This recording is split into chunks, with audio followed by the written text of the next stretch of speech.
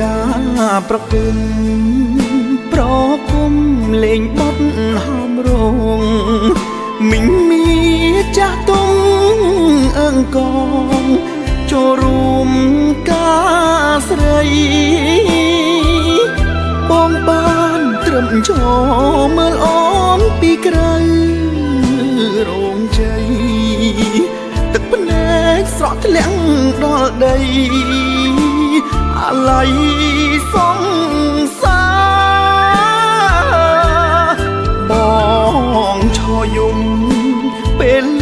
ភ្លេងបត់ផាត់ជាយគេបានក្រាបនឹងត្រាន់ត្រើយទ្រូងខ្ញុំអើយសែនឈឺចុកផ្សាបេះដូងកងឈាមពេលលឺចម្រៀងផ្ទឹមការចិត្តចង់តែខ្សែ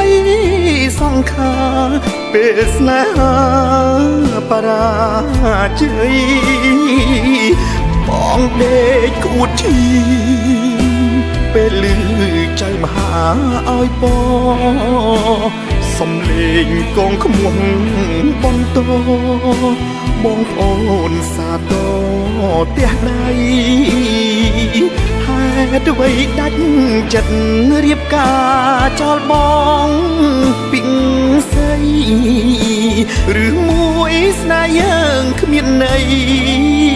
អ្វីសោះសម្រាប់អូនលេងការប្រគុំលេងបត់ព្រះថោងគេបានអូនជាគូក្រងចំណែកបងត្រឹមអ្នកដទៃថ្ងៃអូនរៀបការថ្ងៃដែលបងជឿស្ទើរស្័យថ្ងៃអូនយកគេជាប្តីនេះហើយជាថ្ងៃបងស្រក់ទឹកភ្នែក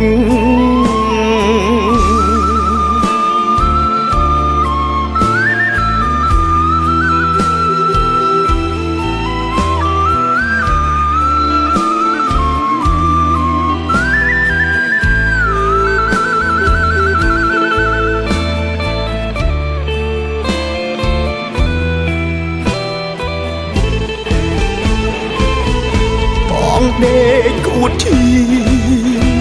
ពេលលឺចៅមហាឲ្យពសំលេងកងក្មួយបន្តបងប្អូនសាទរផ្ទះដៃហេតុអ្វីដាច់ចិត្តរៀបការចោលបងពីងស័យឬមួយស្នេហ៍យើងគ្មានន័យអ្វីសោះសម្រាប់អូនលេងការប្រគុំលេងបត់ព្រះថោងគេបានអូនជាគូក្រងចំណែកបងត្រឹមអ្នកដទៃថ្ងៃអូនរៀបការថ្ងៃដែលបងជឿស្ទើរស្័យថ្ងៃអូនយកគេជាប្តីនេះហើយជាថ្ងៃ